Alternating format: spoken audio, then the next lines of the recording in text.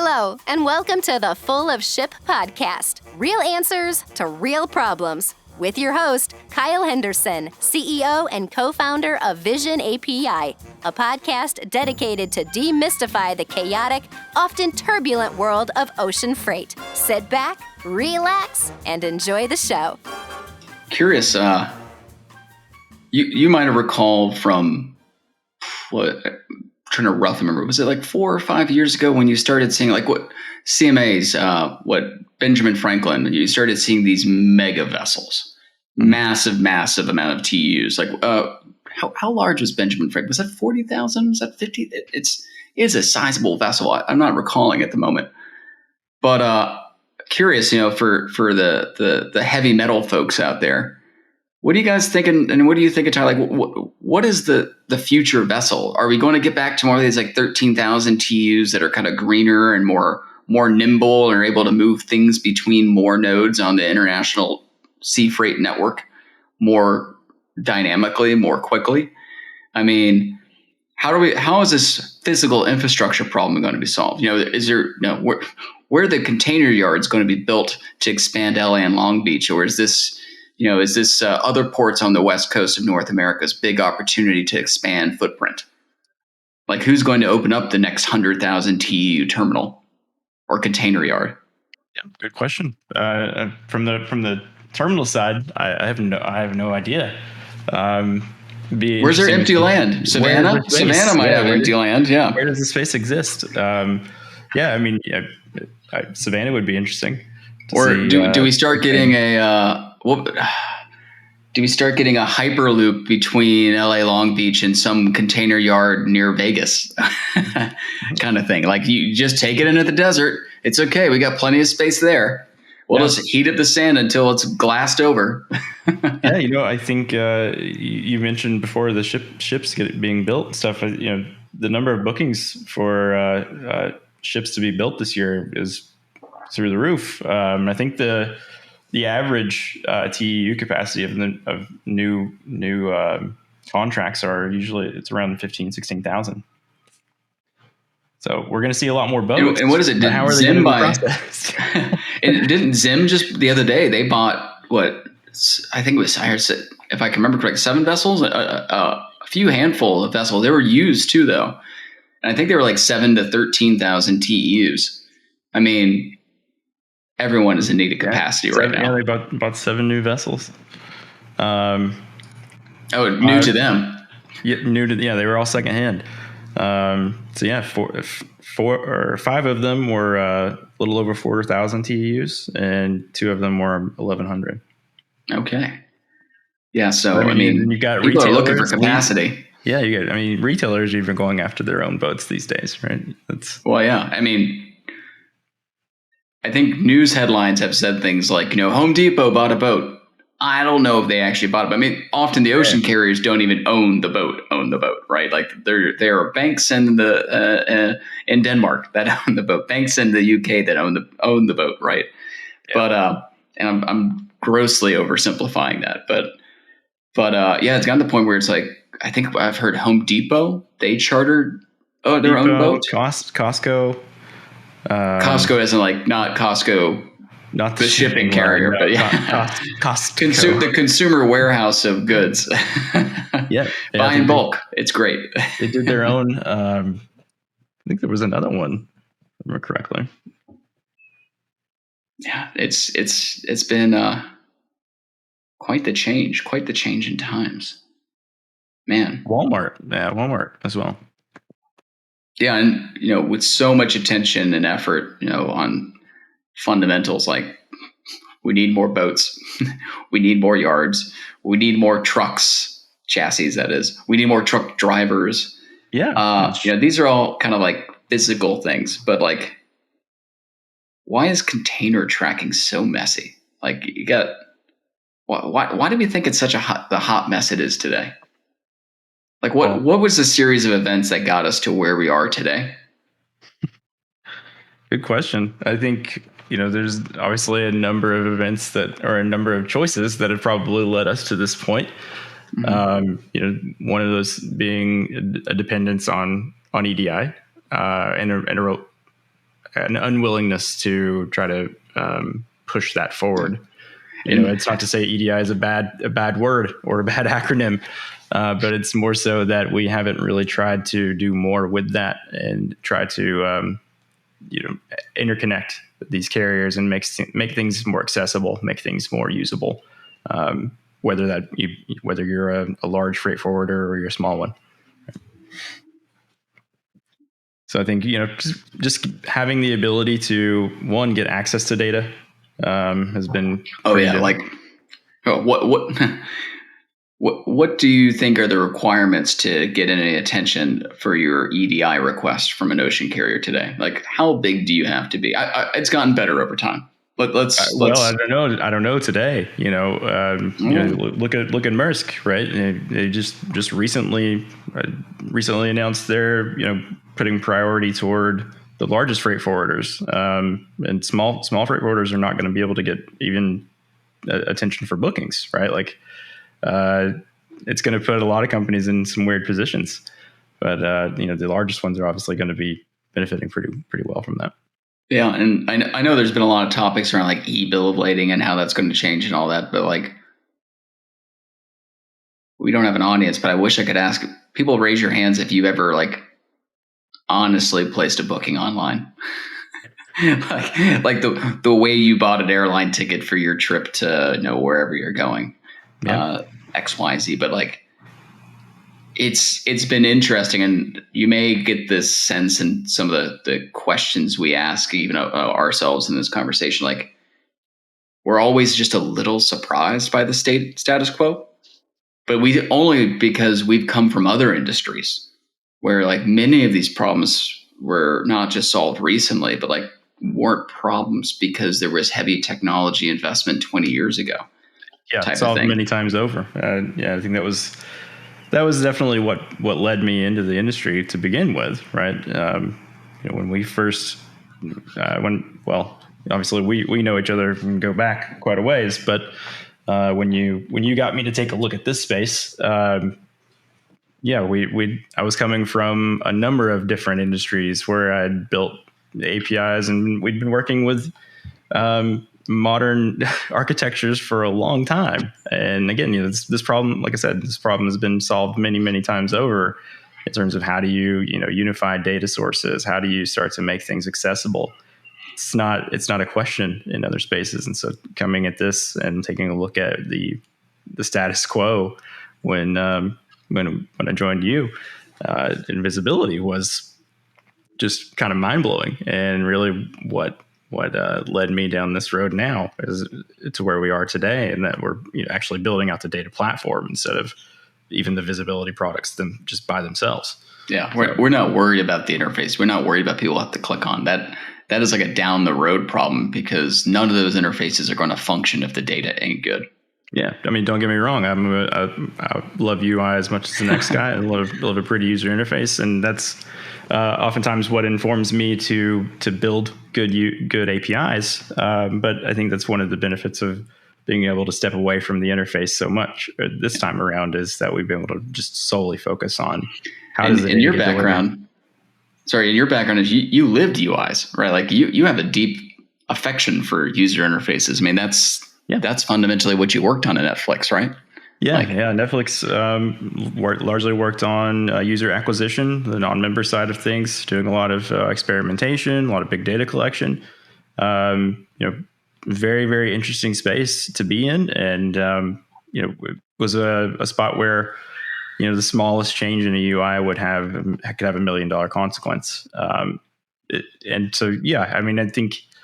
An important thing to note there is that a UI engineer at Netflix is not so much similar to what you would expect a UI engineer to do.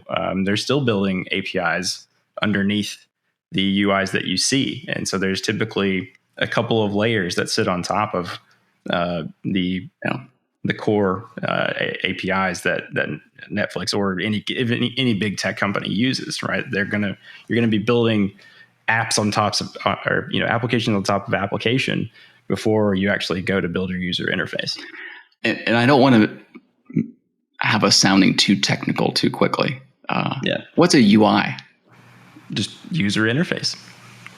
The thing I click on with the mouse, it's the or tap on with the fingertip. Well, if we're using Netflix as the example here, that's you type in netflix.com and you see that nice big red join now button. That's a UI, right? You click that button, you start the sign up process, and that's a lot of what I worked on when I was there, building that out and playing around with different variations of that flow, and really trying to figure out, how does the underlying data structure look to serve this UI best?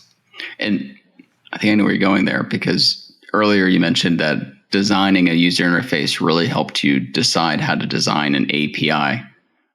What's an API? Application programming interface. So, I mean, and how is it pronounced? API or is it API? Oh, please. It's API. We've heard both, but we've heard technology people only say API. Hey, API sounds cuter, but yeah, API is what it is. But what is an API? Like, why do APIs exist, and why is it an important thing?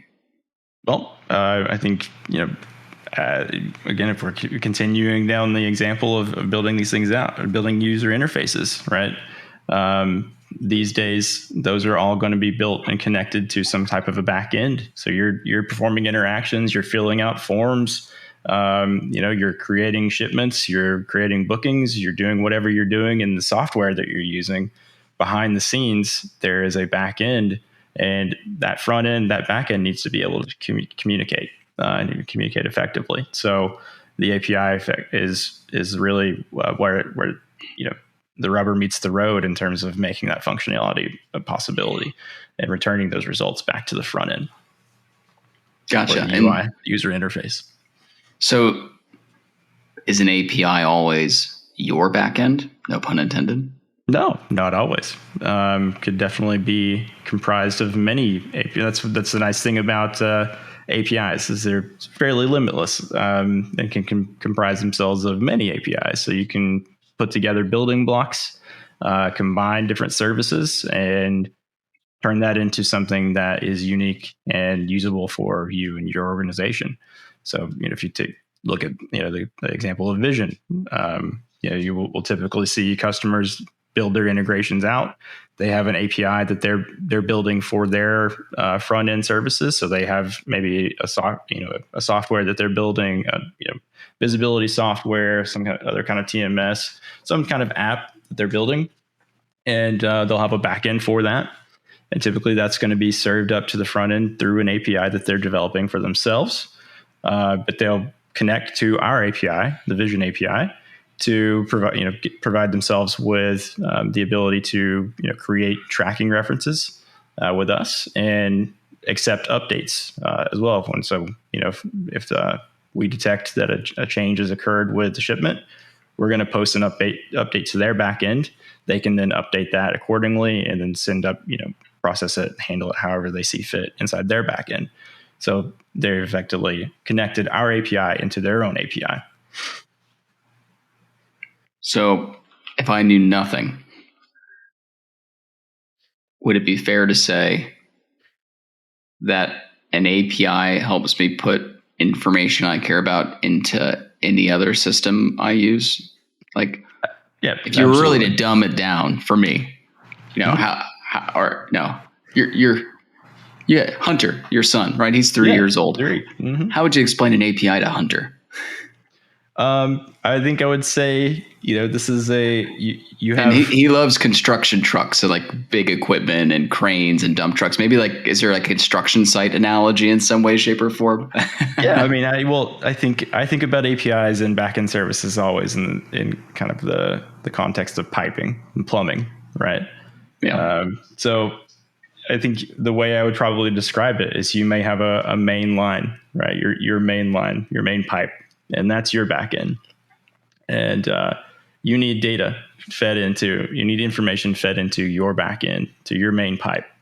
So you might start to, put a few holes in your pipe and create some new connections. Those might feed into other main pipes. So the Vision API, for example, might be another main pipe that's a couple feet down from your main pipe. You might connect those two together, and now any information flowing out of Vision is going to flow into your pipe. If you wanted to add a new one, say you wanted to bring in other data sources, or say you for some reason needed Wonder API. They do have an API, and it's actually pretty good. Say you needed weather data, right? That you could connect up another pipe to Wonder's API and start to pull that in as well. So the possibilities are kind of endless in terms of how many pipes you want to connect back to your main one. And the highest quality, most impactful construction workers you can hire nowadays are only looking to work with APIs, right? Yeah, absolutely. And by construction workers, I mean software engineers.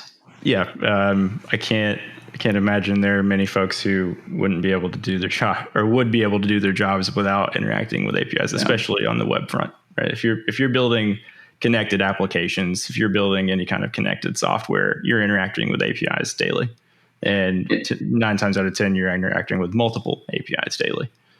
And this is a perspective I think you and I have, and I think it'd be fair to say that many other people, even in our industry, supply chain logistics, also have this perspective or are rapidly coming to it.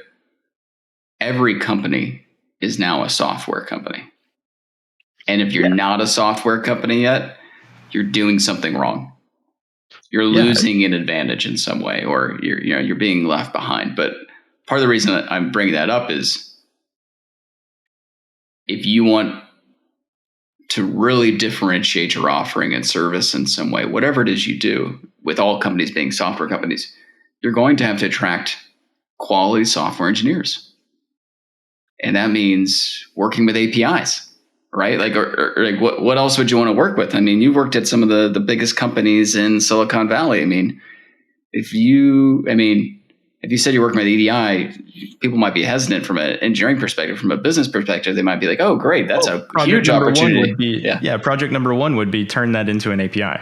Yeah, turn all the EDI into an API. Exactly. I mean, that would be the first thing that happens before anything else is built or is done. That would be priority numero uno, right? That's the first thing anybody's going to look at. And that's what the software companies in this industry have done, right? Like, even I don't want to. Maybe it's fair to call them legacy software now, but like, what was GT Nexus is now Nexus by who bought them again? I'm trying to remember who bought GT Nexus. I can't recall at the moment. Was it Infor Nexus? Yeah. Infor. I mean, like a lot of the container tracking data, that's just like 315 messages from the carriers that I'm not even sure how much it gets transformed, but surely they even made an API for themselves to be able to consume this data and display it in the interface you log into, right? Like, or you take a Project 44 or Forkites, right? Like, we know they're taking data from all the different places and sources and whether manual input or whatnot, but it's going in to become and flow through an API to serve their end users.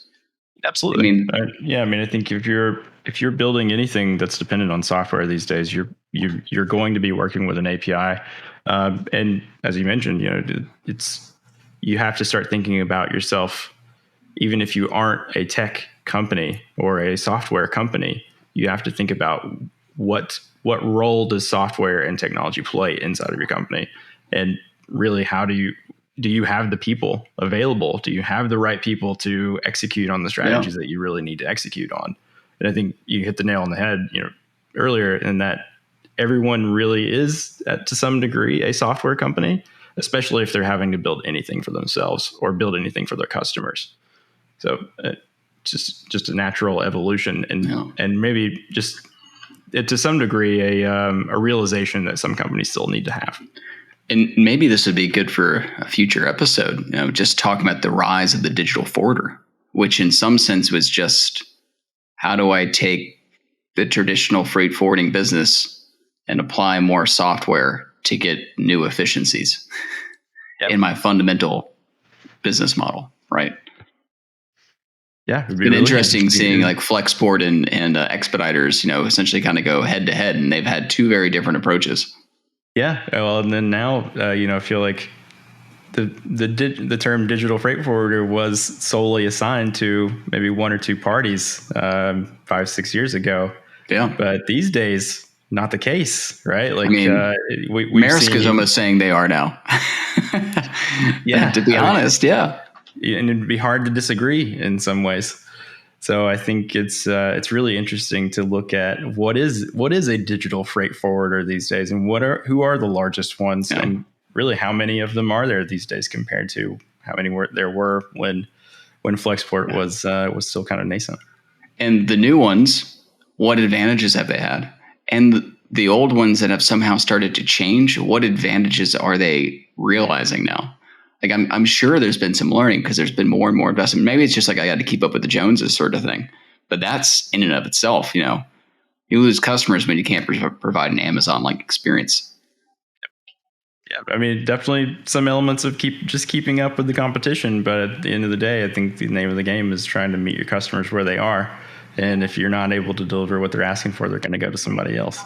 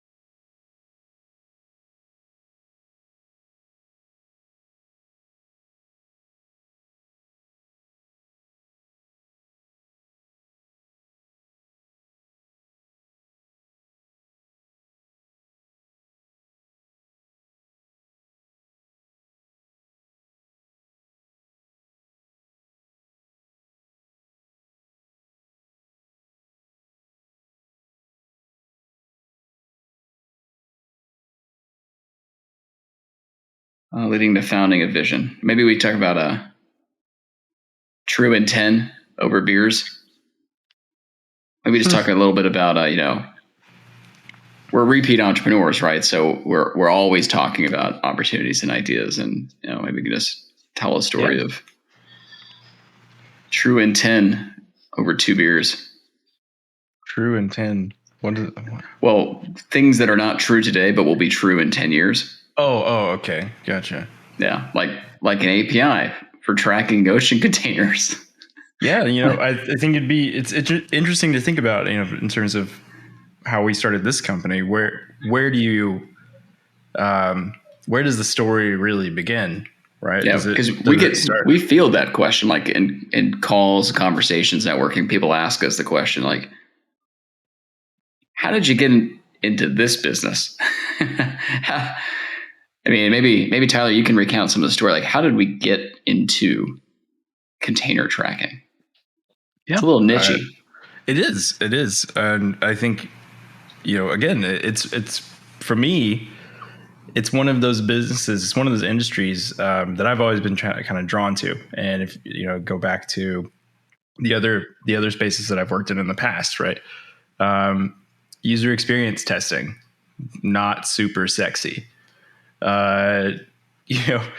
Satellite imaging, cool sounding, but again, not super sexy. Like, it's big data problem. It's a lot of real time data stuff. So not consumer facing. And again, it was doing this at a time where everybody was trying to build the next social app.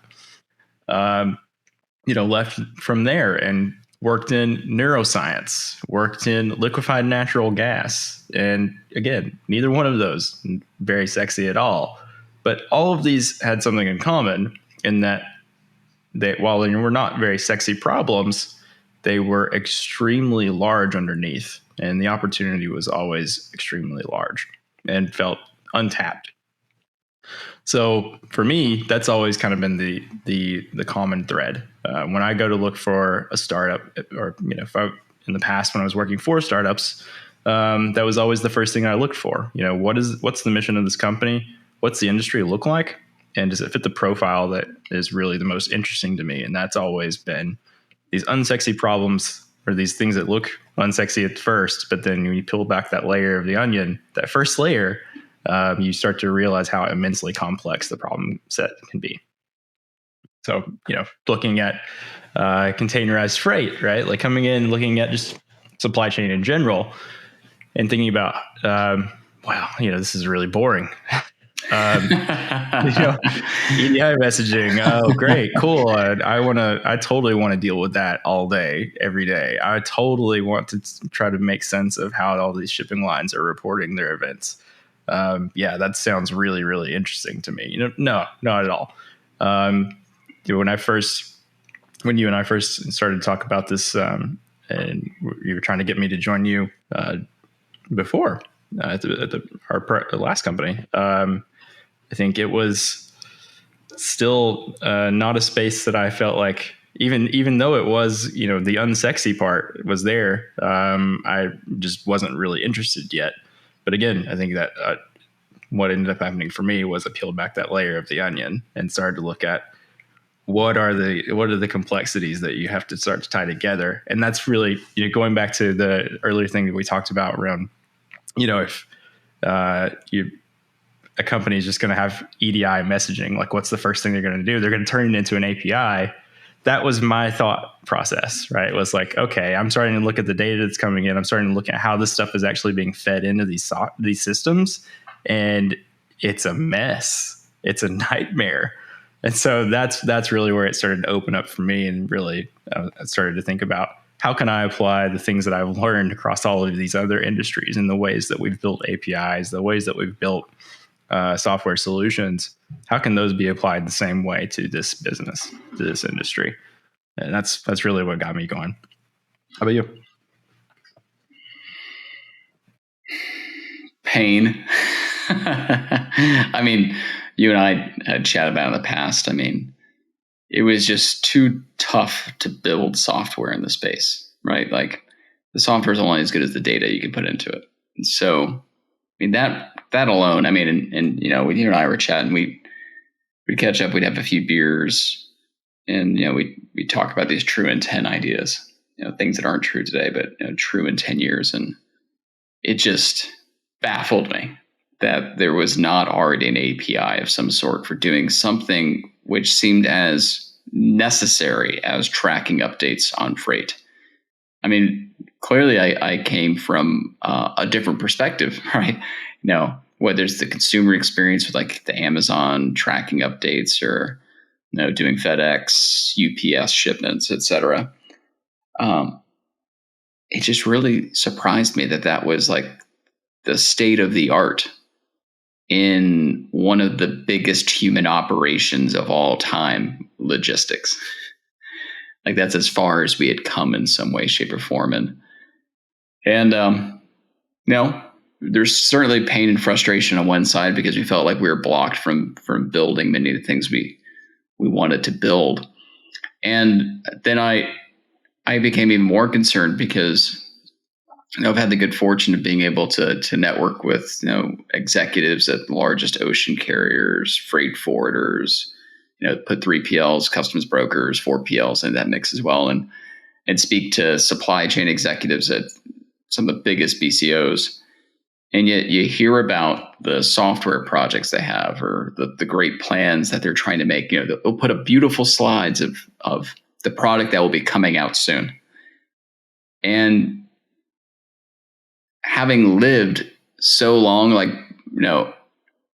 behind the scenes of what it takes to make one of those types of products work, and knowing that it's going to be relatively dead on arrival, or only really function half as well as you thought it was going to, it just seemed like there was such an opportunity, because people's vision of the industry, I think, was correct. But it was very, very divorced from the reality of trying to build it. And that was a key learning from my perspective about the space. And, people ask us, what's after container tracking, or like, why container tracking? And I don't actually think of what we do as container tracking. I think of it as we are reforming the datascape foundation for international logistics. That is what we're thinking about. We're thinking about the data structures that unblock everyone's innovation potential. And container tracking was a nice, simple place to start because as there's a need in the market and a product that's being delivered, it was very easy to understand. I need tracking updates. I know what a tracking update looks like. I want this. And we already knew that tracking updates, there was lots to be desired in their quality. And even, it's kind of funny, it's still even tough in the industry today have conversations over what is data quality around tracking information? What is data quality around any of the data in this space? And like just talking about, the completeness of expected elements of the data, the latency of when does that data actually arrive compared to the actual event it is speaking about or referring to. They are just like the basics that still need to be put into place in this industry until you'll be able to see an acceleration of capabilities and the true kind of power of software to change efficiencies of scale. That's why we exist. We exist to building blocks. Yeah, we exist to put the best Lego set in the hands of the best software engineers, best data analysts, best supply chain planners out there so that they can just go to the races and build better now. Like that's fundamental. Like, can anyone answer the question? How inefficient is international supply chain today? I think we could take some swags, but the reality is we don't know because we can't measure it. The data is not in a state where you could actually answer that question. You might be able to say, like, at a very, very high level, we're going to take a swag, but like you just can't even answer that question yet. So there's going to be no lack of problems to solve around data in this space. And the impact of those problems is only going to become, the impact of the solutions for those problems is only going to become greater and greater because we're going to start seeing companies accelerate as they adopt technology. And, someone's going to bust out. We don't know who. Someone's going to break out, the way you saw, online media eat traditional print, right? Something like that's going to happen in the future. Who's got the foundation to even have the opportunity? Good points. And I think it's something I think about a lot here is when we went to start Vision and really started to look at the problem set, there were not very many choices. I wish there were. I would have paid them. I would have given them money for the service. I need this. Exactly right. That was the entire question when we went to set out on this was, are there APIs out there? Are there places that we can connect to that are open and available and will take our money without us having and will give us something that's useful and that actually can be used, not just like, oh, this is just transformed EDI messages. Like, right. You got to fill the holes. Like, you can't build modern software and do deep data intelligence analysis. You can't unlock machine learning models and things like that with incomplete data that might be human readable to figure out, the container's likely here. That it has to be machine ready. Yep. Yeah. If you're trying to build something, especially good software, usable software, you need a good back end. That's, as we've talked about numerous times now, you need a good back end to power it. You need good data sitting underneath there. Otherwise, the shiniest, prettiest user interface you can build is completely useless. Accuracy, quality, that's king. And I think the core thing we had to solve first was access, right? Yeah. There just wasn't that much access to the vast majority of this industry. And that was a really interesting takeaway for me, was just that it was not a solved problem. Yeah. In other industries, access is solved like almost from day one. regardless, like every partner, every customer of any size can access the data in some way because an API has been made available. It's not like what we learned in this space, which is EDI, which requires like a relationship with the IT department of the carrier. And then you have to do this mapping negotiation back and forth. And then that might just get you some of what you want. And you're only going to get that attention if you're a sizable enough customer, because they're essentially carrying cost to serve you. And, you know, in other industries, those costs don't exist because it's been completely automated via an API already. Because the companies working in this space needed an API for themselves. So in some sense, you know, it may not be exactly the internal API, but some, you know, variation on what they built for themselves to make the data available for customers. And then you could charge for it, you know, in other industries. And it's effectively monetizing a digital asset that you have laying around, but you aren't turning into a revenue stream. Sorry, that's my MBA hat of, you know, from the school of hard knocks of trying to start things from scratch from years. Like it surprised me so much. These companies have so much value laying around, but they don't even know they can monetize it. We'll show you. This is the opportunity to put out an open message to all the shipping lines that we're here to build an API for you if you'd like. Let's share in the revenue. Unlock it. Day one. Happy to.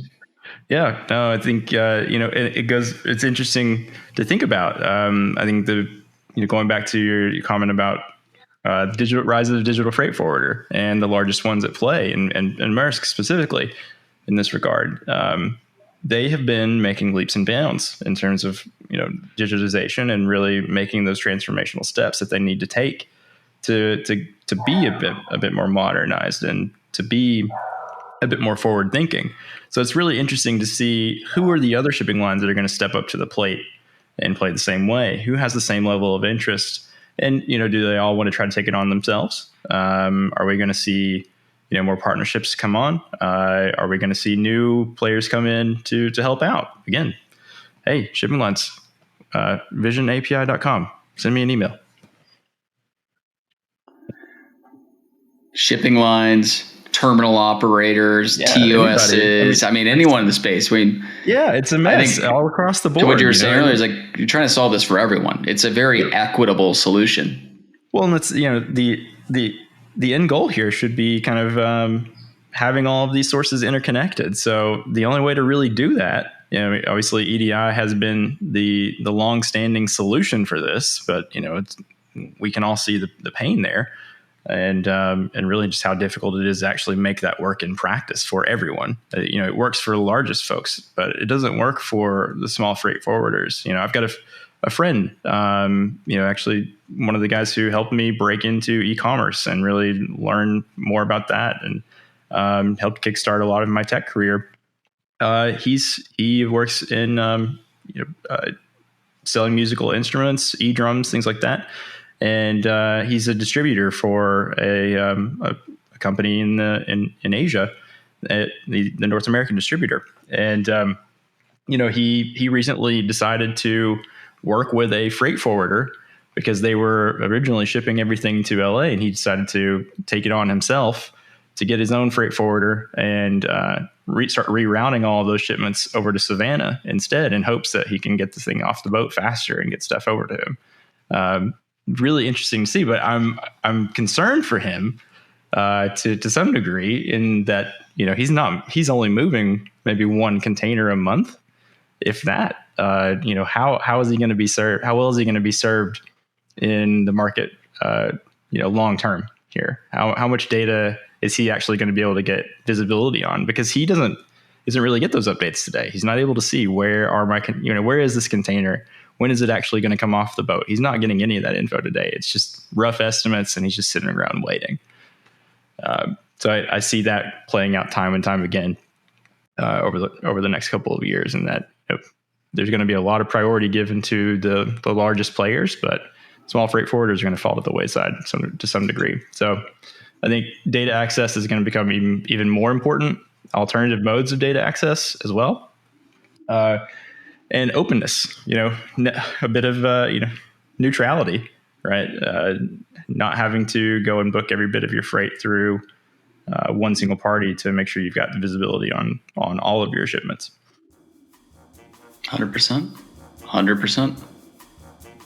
Thank you for joining Kyle and his guest on the Full of Ship podcast. Be sure to subscribe and tune in next time as Kyle continues to demystify ocean carrier tracking with his future guests.